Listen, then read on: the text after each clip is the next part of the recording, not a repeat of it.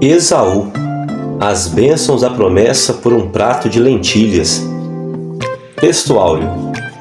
Mas buscai primeiro o reino de Deus e a sua justiça, e todas estas coisas vos serão acrescentadas. Mateus 6,33. Verdade aplicada.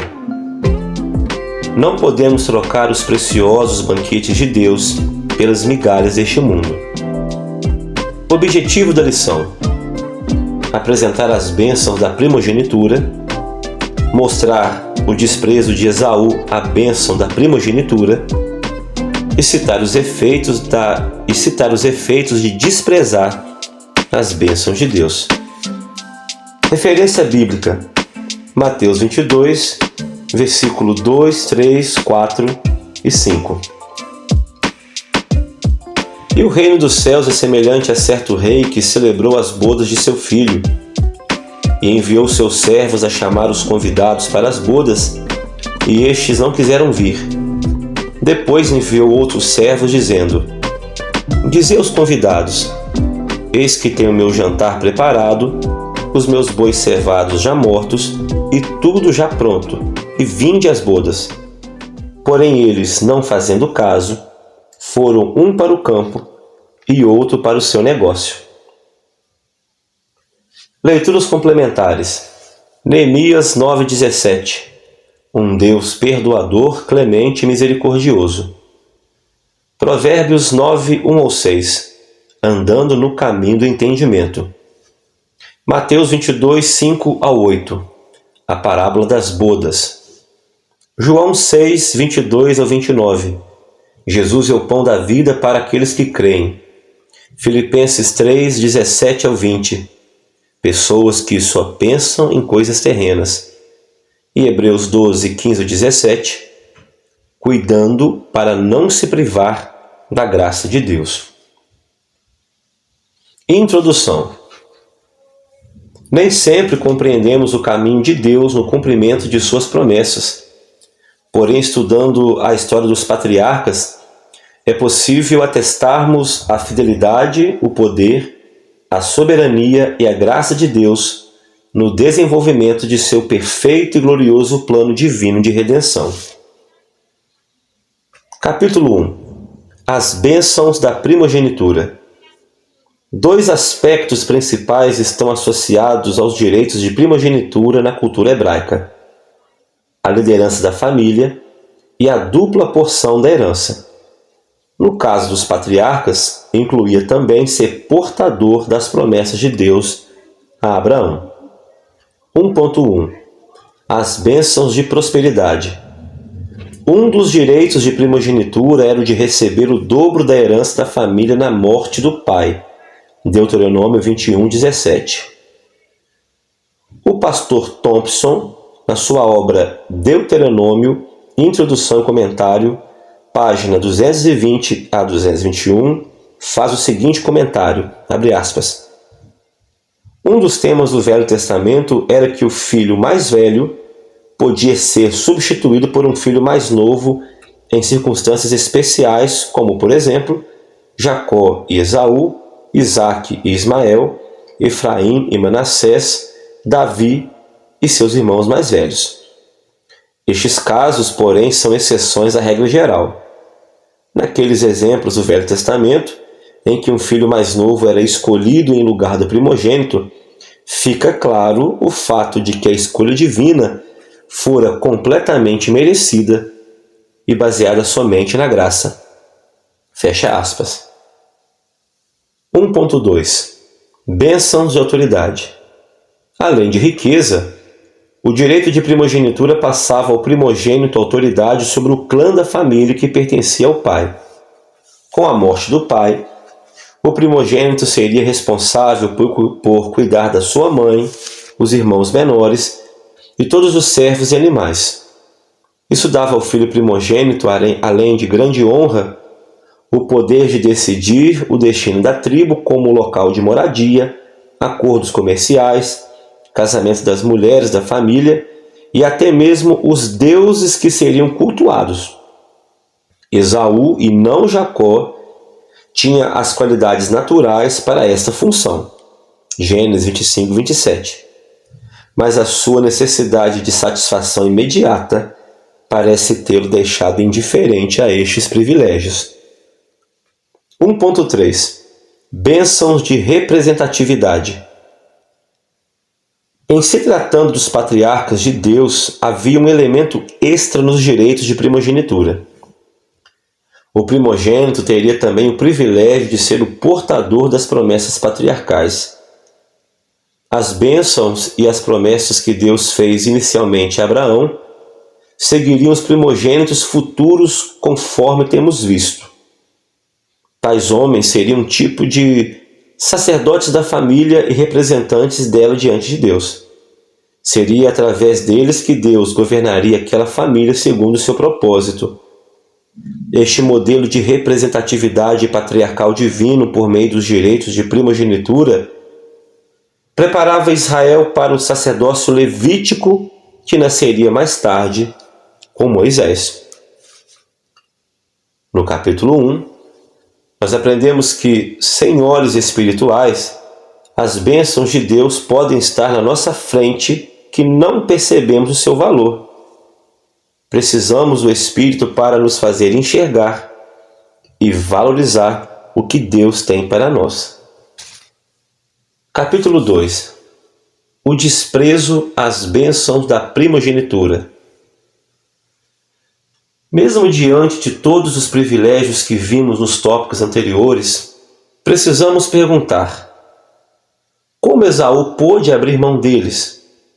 Como pôde deixar de dar valor a algo tão importante? 2.1. Ele desejou um prato imediato a um banquete futuro. Nossos primeiros pais, Adão e Eva, foram tentados exatamente com a comida, numa busca de satisfação imediata e passageira sem Deus no lugar de uma satisfação futura e abundante com Deus. A história de Esaú parece nos fazer voltar ao início. Ele chega da sua rotina de caçada faminto e sente o cheiro do cozido de Jacó. Ele pede um pouco de comida e Jacó, percebendo a oportunidade, lhe faz uma proposta indecente: meu prato de ensopado por seu direito de primogenitura. Tão absurda quanto a proposta de Jacó foi a autojustificativa de Esaú. Eis que eu estou a ponto de morrer. E para que me serviria logo a primogenitura? Gênesis 25, versículo 32. 2.2. Preferiu o que é escasso ao que é abundante. Jacó revela o interesse pelas coisas sagradas que o seu irmão Esaú não tinha. Isso, com certeza, foi valorizado por Deus. O problema de Jacó está nos caminhos que ele está disposto a tomar para obter tais coisas. Ele é oportunista em um momento de necessidade do seu irmão. Por sua vez, seu irmão é profano. Ignora o sagrado. Despreza valores. Vende algo precioso por uma satisfação efêmera. Tanto um quanto o outro erraram. Deseje o que Jacó desejou, mas não tome os caminhos como os dele. Não podemos de forma alguma passar por cima da necessidade dos outros para chegar a lugares mais altos.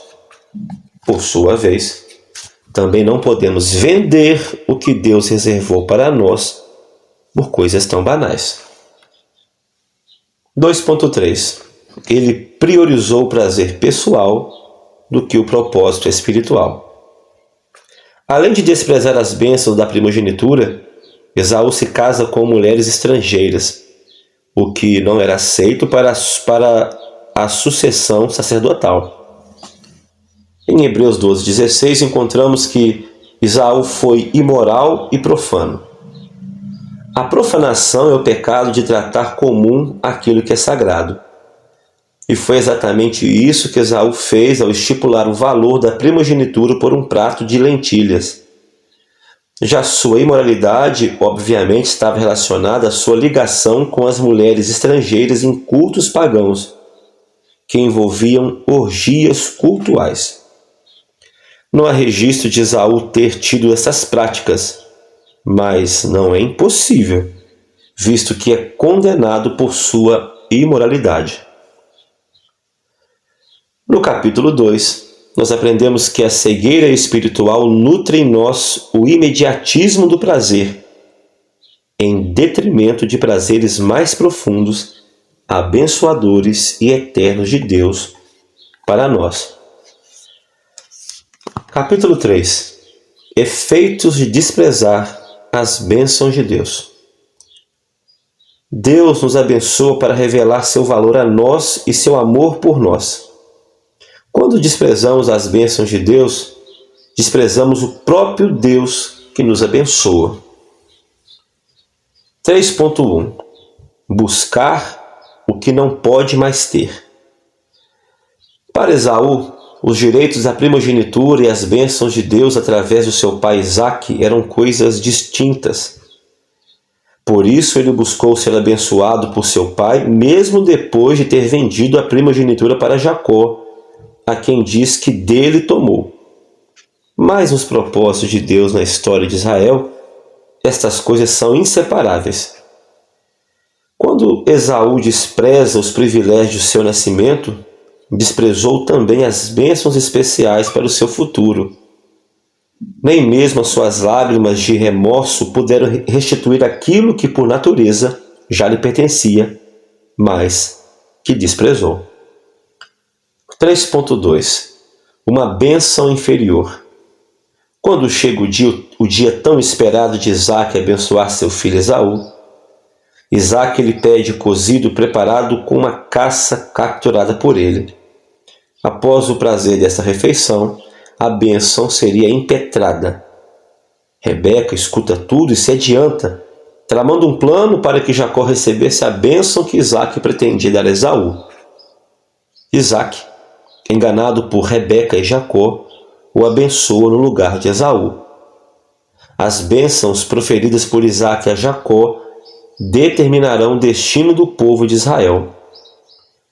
Bênçãos muito superiores às que sobraram para Esaú e seus descendentes, os edomitas, embora essas também fossem enormes. 3.3. Uma mágoa interior. Esaú bradou, chorou. Passou a sentir ódio por Jacó e planejou matar seu irmão após a morte de seu pai Isaque.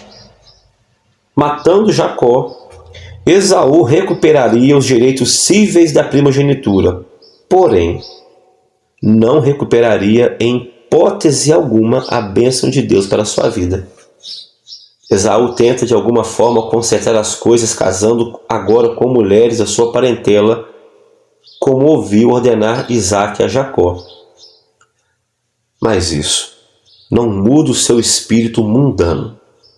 Esaú segue por anos profundamente magoado com seu irmão, vindo a se reconciliar muito tempo depois.